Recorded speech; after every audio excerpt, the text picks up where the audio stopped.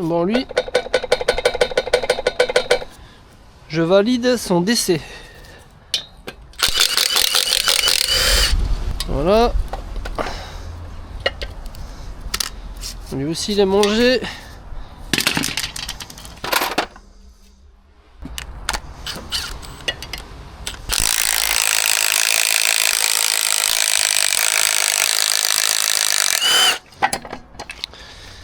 Voilà.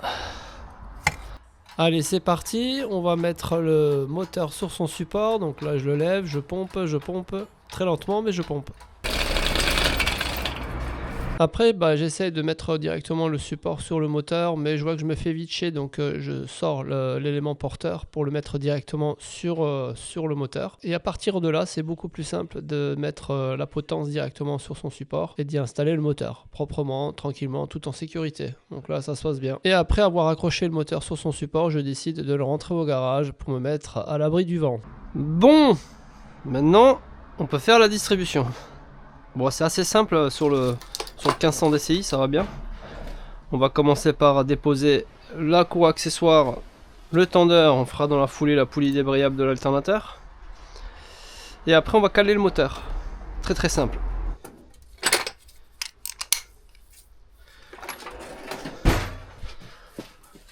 Bon, bah pour ça, bah c'est très simple. Il faut détendre notre petit tendeur. Aussi simple que ça, hein. C'est un tendeur automatique, tu vois. Et tu enlèves la courroie. Voilà. Pétard. On récupère la vis. Voilà. Ensuite, ça c'est très simple. J'ai déjà pété ce cache. Voilà. Tous les mécanos connaissent cette petite merde qui est toujours chiant à enlever. Enfin, quand t'as l'habitude, après ça va quoi. Mais c'est vrai que c'est pas ouf. Voilà.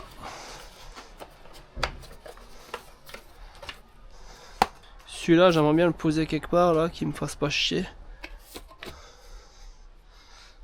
Ah.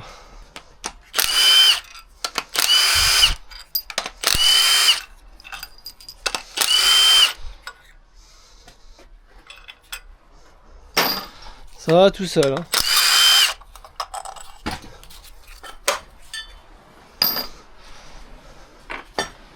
Et ensuite, on va venir caler notre moteur. Ah, bon, on n'est pas trop loin, tu vois. Ok. Et la pige, elle est ici. Donc pour ça, j'ai plus la 14. C'est vrai que je l'ai plus. Alors je vais prendre celle-là. Et là, normalement, j'ai la 14.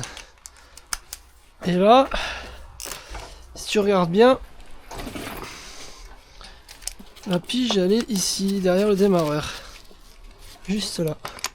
Voilà.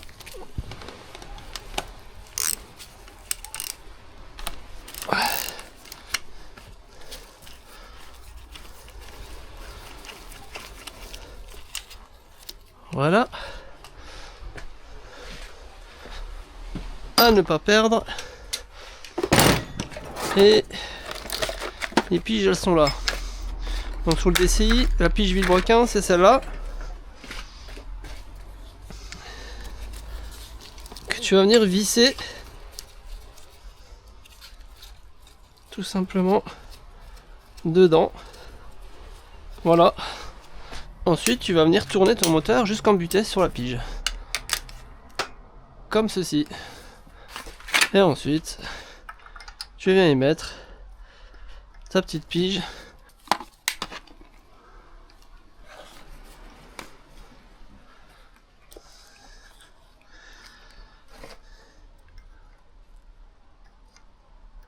Et parce qu'en fait elle est mal calée de base. Tu vois? Donc c'est très simple. On va immobiliser tout ça.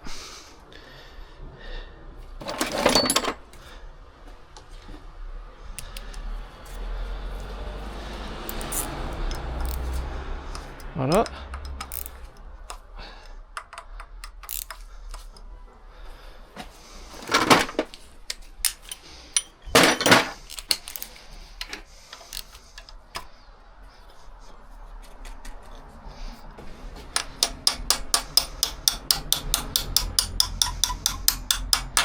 Voilà. Bon, bah ensuite on peut enlever notre poulie d'ampères.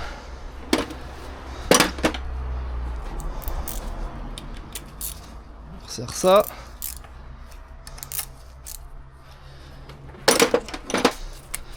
Parce qu'il va un peu reculer le vilebrequin.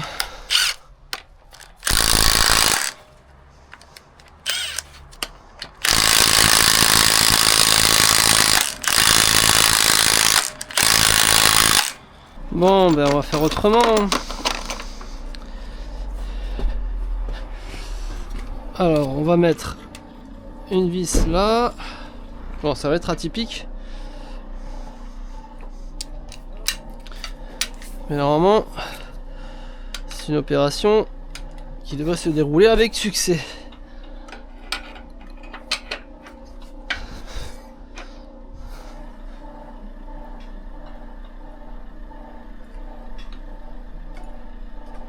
Voilà.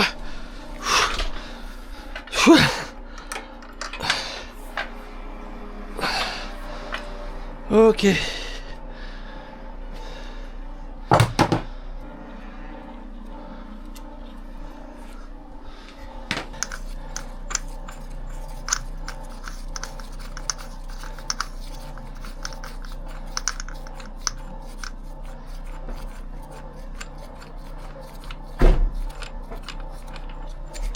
Ok.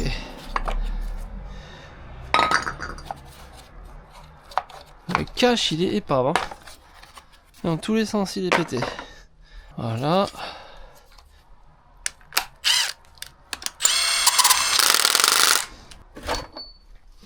Et on peut enlever notre tendeur. Tout en sécurité. Voilà.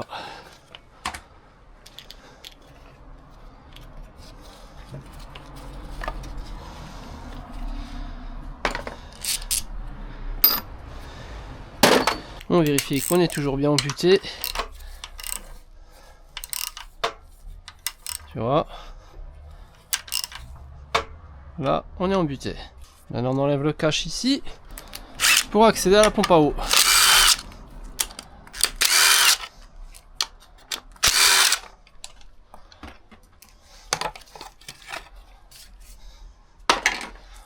Voilà, ça va peut-être un peu couler. Hein.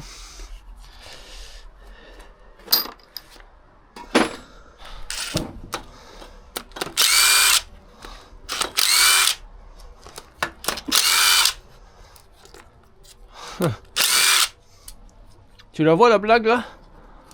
Regarde la pâte à joint. Mal calée et pâte à joint. Sont belles les surprises. Hein. Bon. Ça colle à mort.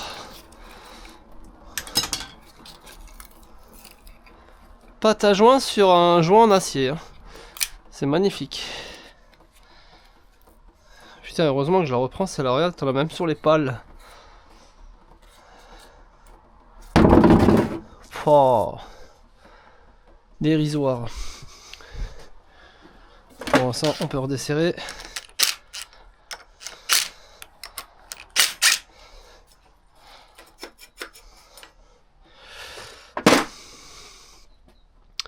Et on va tout nettoyer.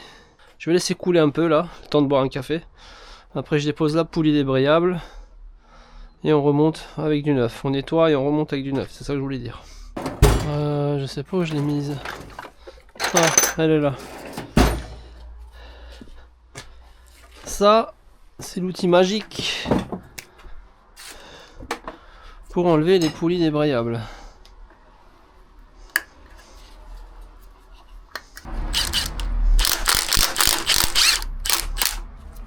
Voilà, je vais regarder quelque chose avant d'aller plus loin là. Quelque chose qui m'intrigue.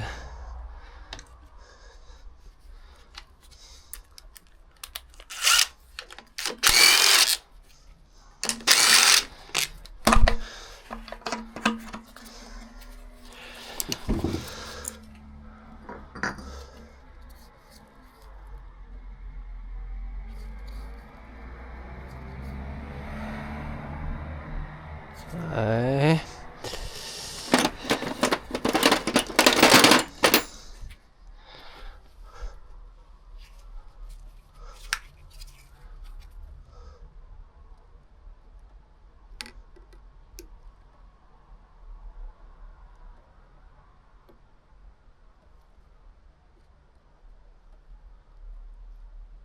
Oh, il n'a pas de jeu. Pas de jeu axial. Légèrement. Ça c'est normal parce que c'est sur bain d'huile.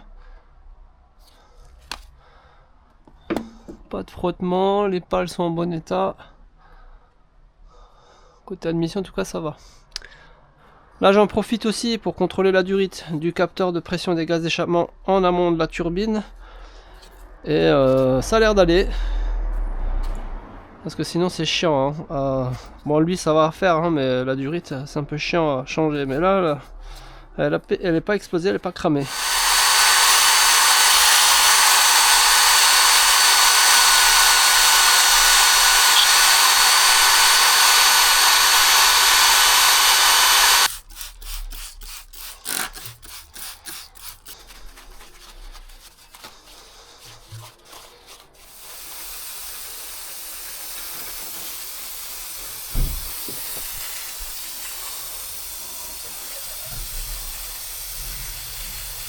Opération nettoyage, là on y arrive mieux quand même sans la poulie.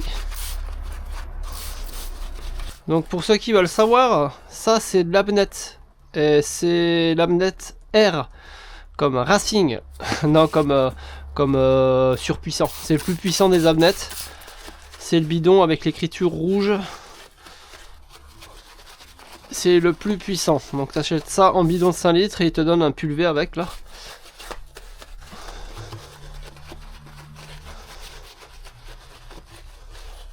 Ouais, quand ça mousse comme ça se nettoie bien.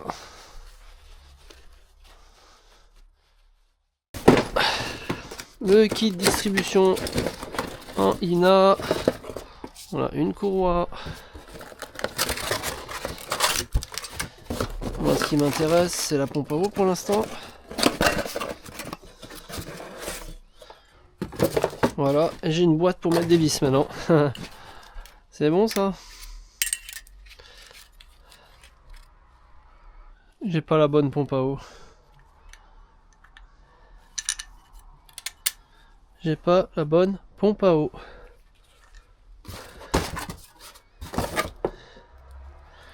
Fais chier. J'ai pas le bon kit. J'ai pas le bon kit. Eh oui, j'ai pas la bonne pompe à eau, frérot.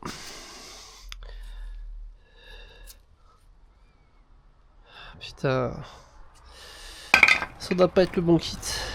Bon, en attendant que je reçois voilà, la nouvelle pompe à eau, parce que j'ai pas la bonne, on va monter la poulie débrayable. Et j'ai pas la bonne non plus.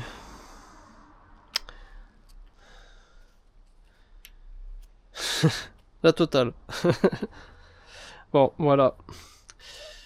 Ça a planté, ça a planté. Hein.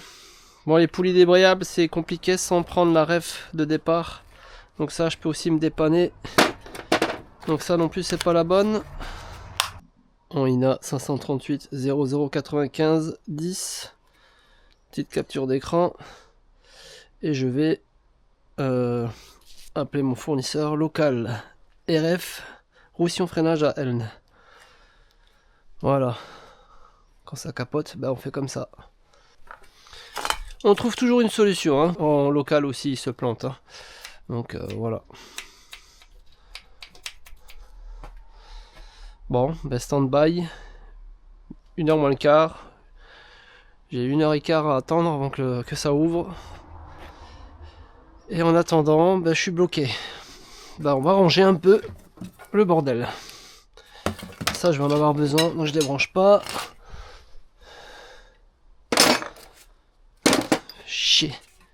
Alors oui, ça fait partie des aléas dans ce métier, que ce soit un fournisseur sur internet ou en local, tous les deux peuvent se tromper et là pour cause qu'il y avait une tannée de références correspondant à la poulie débrayable d'alternateur, ça je peux comprendre, même moi je me plante. Pour ce qui est du kit de distribution, tu pars avec une rêve d'origine, tu vas chercher, des fois t'as pas la bonne correspondance sur Renault Parts. Donc ça arrive, c'est pas une faute professionnelle, c'est qu'aujourd'hui les standards de logiciels et d'équipementiers font que il y a beaucoup plus d'erreurs qui se font parce qu'il y a trop de références correspondant au même véhicule. Voilà, ça fait partie aujourd'hui intégrante du métier. C'est pénalisant pour le technicien ou c'est pénalisant pour l'entreprise, mais ça fait partie aujourd'hui du quotidien d'une entreprise d'avoir pas les bonnes rêves, pas avoir le kit tout de suite, la bonne référence de pompe à eau par exemple. Mais après, tu peux te sortir de cette panade en commandant les deux refs si tu sais que tu as deux montages, à condition oui que tu saches qu'il y a deux montages. Donc ça c'est encore une autre histoire. Mais voilà, c'est pour dire que c'est pas la faute de Mister Auto ou du fournisseur local, ou c'est pas de leur faute, c'est qu'ils travaillent avec des outils informatiques et qui travaillent sur un standard aujourd'hui qui fait que rien n'est fiable à 100%, même dans le magasinage des pièces. Voilà, c'est comme ça aujourd'hui. C'était mon petit communiqué de presse, hein, si jamais. Là, j'ai bossé comme un journaliste pour vous révéler la vérité et les dessous de ce métier qui est quand même aujourd'hui relativement chelou. Hein.